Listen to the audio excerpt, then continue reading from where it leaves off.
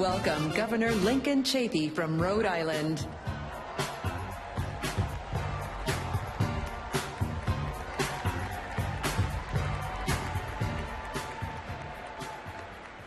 Good evening, and thank you for having me here to celebrate with all of you. As the nation's only independent governor, I am here tonight to join with my Democratic friends on the eve of an election critical to the future of our children and their country. As a former Republican, I represent a group of Americans who all too often have no one to speak for them. This group doesn't necessarily have a name. We've been called moderates, but that term can be misleading. There's nothing moderate about our love of country or our passion for America's future. There's nothing moderate about our desire to work together within the broad political center in which most Americans live. No matter what you call us, though, this is certain. There are a lot of us, and all over the country, and in November, we will once again help elect Barack Obama President of the United States.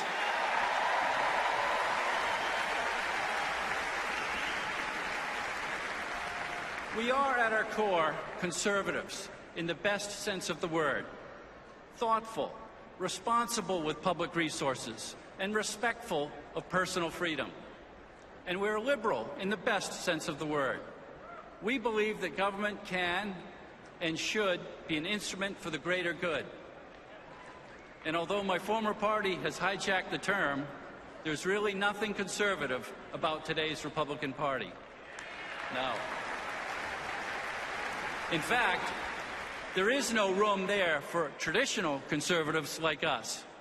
But I am proud to say that in my friend President Barack Obama, we have found a champion for the principles we hold dear.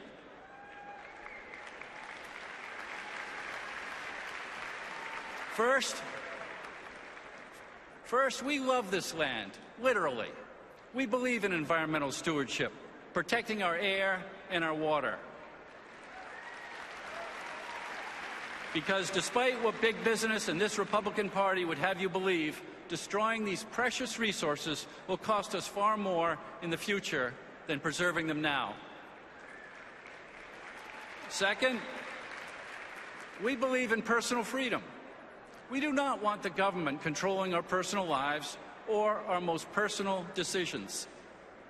Believing in freedom as we do, we don't think it's the role of government to pass judgment on a relationship between two consenting adults, regardless of their orientation.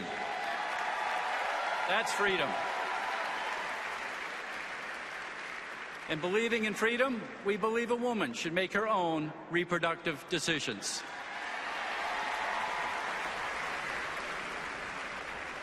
Third, we take seriously the decision to enter into foreign entanglements. During the last administration, then Senator Obama and I served together on the Foreign Relations Committee. There we shared a mutual desire to end the prevailing attitude of arrogance and recklessness on matters of war and peace that characterized those years. President Obama, he knows that wars are not to be entered into lightly. He knows that overseas conflicts don't only do damage in the land in which they are fought, but in the land of those who fight them as well. Fourth, we believe in using the tools of government to help Americans help themselves. For instance, programs such as Head Start and Pell Grants have brightened the futures of countless American young people and given them a hand up into the middle class. Now Mitt Romney and the Republicans are proposing a budget that would squeeze the life out of Head Start and Pell Grants. Let me ask you, should only the children of the wealthy have access to early education? Should only the children of the wealthy have access to a college degree? No. The answer is absolutely no. American education is still the wonder of the world, and we must open the schoolhouse doors, not close them. A strong, educated middle class is what made America the greatest country in the world.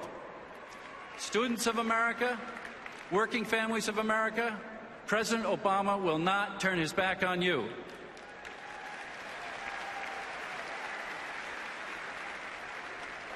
Finally, we believe in fiscal responsibility. We think it's reasonable to pay for a valuable service that the people want by asking everyone to do their part. The lack of fiscal responsibility is one of the main reasons I finally left my old party. That's right. In 2001, President Bill Clinton handed the Republicans a surplus, and they went on to squander that surplus by launching 2 wars, expanding the cost of Medicare, and giving tax cuts to the wealthiest Americans, and failing to pay for any of these. Mitt Romney and Paul Ryan want to return us to the fantasy land of never having to pay for things we buy, such as education, medical research, good roads, and clean energy. That's not conservative, that's not responsible, and that's not what this country needs.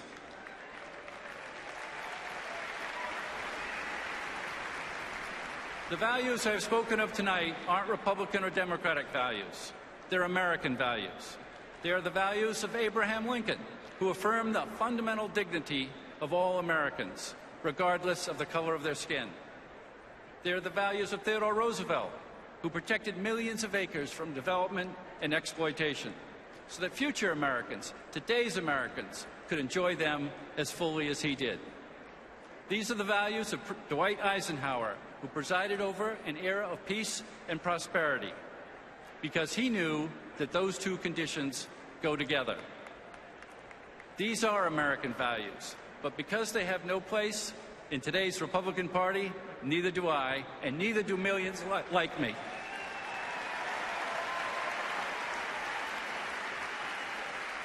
But my fellow traditional conservatives, my fellow moderates, my fellow independents, there is a candidate who shares our values, a candidate who shares our belief in environmental protection, personal liberties, smart and responsible American leadership, growing the middle class, and fiscal discipline. That candidate is our President, Barack Obama. Thank you.